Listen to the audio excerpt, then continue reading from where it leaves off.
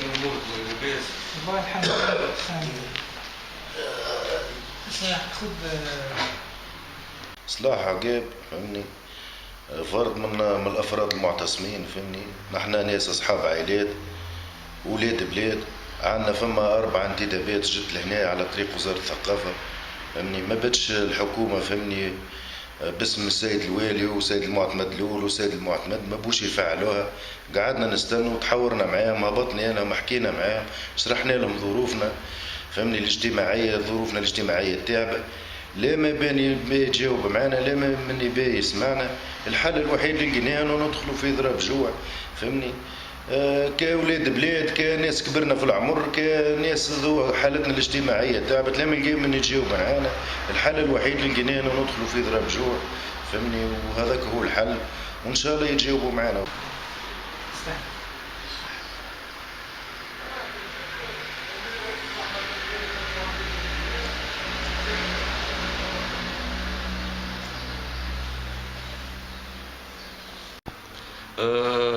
اسمي الذهبي البريكي.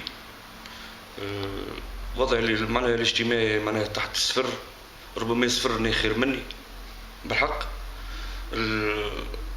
هبطت المرة اللي فاتت انا وخويا صلاح عقاب هذايا، مشينا للمعتمد، حكينا له على ظروفنا، ما حبش يسمعنا. عملنا له غادي كده ضرب جوع معناها بالنهار.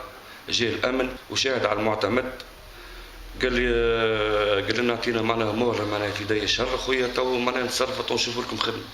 اعطيناه مهله معناها ضر سي معناها خرج التسامينا وكل شيء، نحن معناها صحيح نتدبونا، وبعد معناها ما صار حتى شيء ما الحكايه هذه.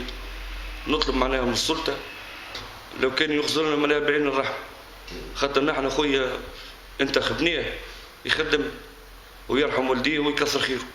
بس بالنسبة لي أنا سامي بوجلال، ضرب جوع على المجموعة.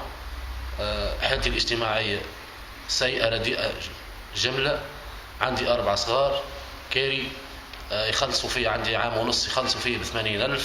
ما لقيتش وين نمشي، مشيت للمعتمد ما سمعنيش، هبطت السيد الوالي ما سمعنيش، وظروفي ما تسمحش. لقيت الشيء الوحيد هو لازمني نعمل اضراب جوع.